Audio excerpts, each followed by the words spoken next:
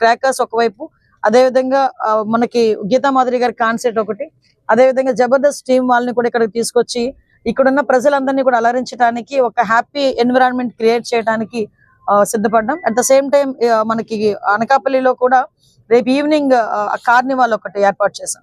మనకి local festivals కి తెలుసు, లోకల్ కల్చర్ తెలుసు. ఇప్పుడు మనం ఎక్కడికి వెళ్ళినా కూడా మన లోకల్ కల్చర్ అన్నది, మన లోకల్ సాంప్రదాయం అన్నది ప్రపంచానికి చూపించడం అనేది చాలా అవసరం.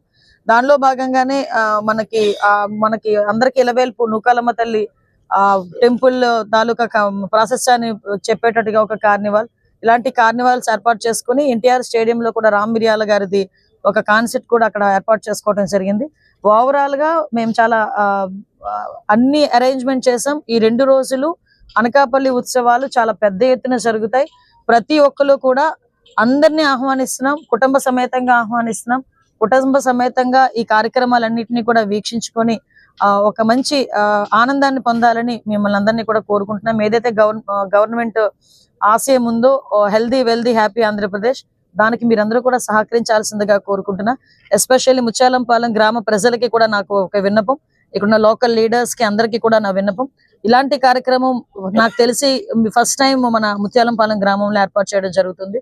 దీనికి పోలీస్ డిపార్ట్మెంట్ వారికి, రెవెన్యూ డిపార్ట్మెంట్ వారికి కూడా ప్రజల నుంచి కూడా సహాయ సహకారాలు అవసరం. కాబట్టి మీరందరూ కూడా ఆ విషయంలో సహాయం చేస్తారని కోరుకుంటున్నా. ఎస్పెషల్లీ బీచ్ ఏరియాలో అనేసరికి చాలా మంది పిల్లలు బీచ్ లోకి వెళ్ళి స్విమ్మింగ్ చేయడానికి వాటికి కొంచెం ముందుకెళ్తుంటారు. దయచేసి అలాంటి పనులు చేయొద్దు. రేపున్న బీచ్ గేమ్స్ ఉన్నాయి, చక్కగా బీచ్ వాలీబాల్ ఉంది, బీచ్ కబడ్డీ ఉంది, పారాగ్లైడింగ్ ఉంది, బీచ్ లోని ఉన్న చాలా బోట్ రైడింగ్స్ ఉన్నాయి, ఇవన్నీ ఉన్నాయి. వాటన్నిటిని ఎంజాయ్ చేయండి.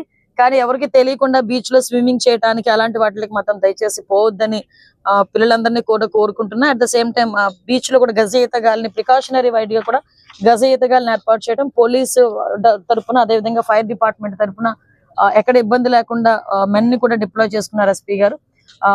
మంచి వాతావరణంలో మంచిగా ఇవన్నీ కూడా కొనసాగాలని మనస్ఫూర్తిగా కోరుకుంటున్నాను. Thank you.